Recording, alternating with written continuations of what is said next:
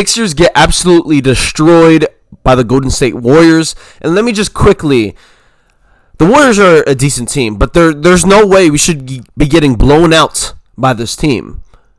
They just hit open three after open three after open three, right? I don't know why this continuously has to be a problem for the Sixers, but defending the three is probably the most important thing in basketball in today's era, because every team is shooting a bunch of threes. When you're leaving them wide open, these are practice shots for the Golden State Warriors. Their whole team can shoot threes. I don't know why we're continuously leaving them wide open for threes.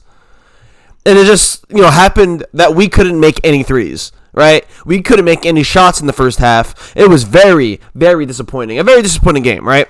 Especially after choking a game against the Kings 2 days ago. We come to this game with no sense of urgency, no effort, and just horrible defense. Look at the stats overall. Joel Embiid had a solid game. I mean, in the first half, like I said, no one could score. But I feel like Embiid was at least playing solid defense, right? I think he had like 3 blocks or 2 blocks in the first quarter alone. So I'll give Embiid credit for his defense. But other than that, I mean, there's literally nothing else to talk about. Like, Gershon Yabusele had 13 points. Honestly, Gershon Yabusele in the first half was the only player showing effort.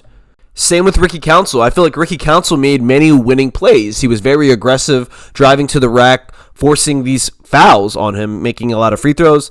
Also, just hustling to the ball. And that's very important. That's something that the Sixers, we didn't have players like that. But I'm just happy to see Ricky Council hustling to the ball, trying to get every rebound.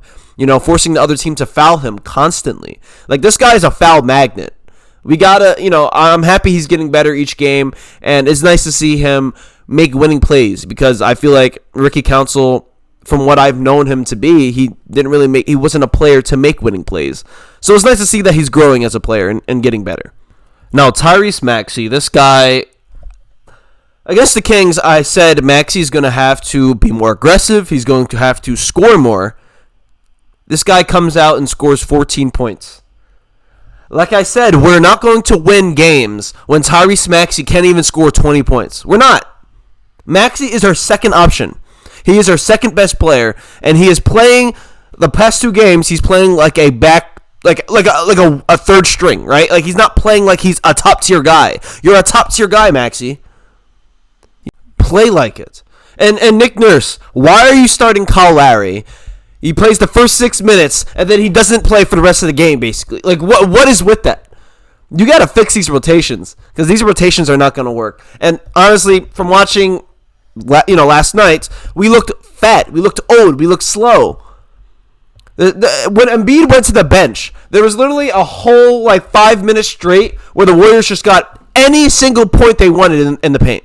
Literally, they just cut to the paint, wide open backdoor cut. Wide open cut. The Warriors literally had everything. They had wide open threes. They had wide open lanes for layups. They had wide open mid-range. They had easy free throws. Like, I don't understand how I can go from our defense is looking really good to our defense looked the worst I've ever seen. Like, I watched many basketball games, and this was the worst defensive performance I've ever seen, I think, in my life. It's embarrassing. The Warriors are just cooking us like they're the backup champions. We just beat the Celtics.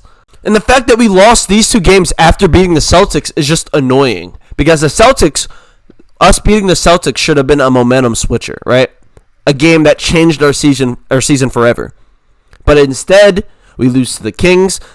By the way, we're up by 9 points with 2.5 minutes left against the Kings, and we lose. Why? How come? How come the Sixers can never just take a team away?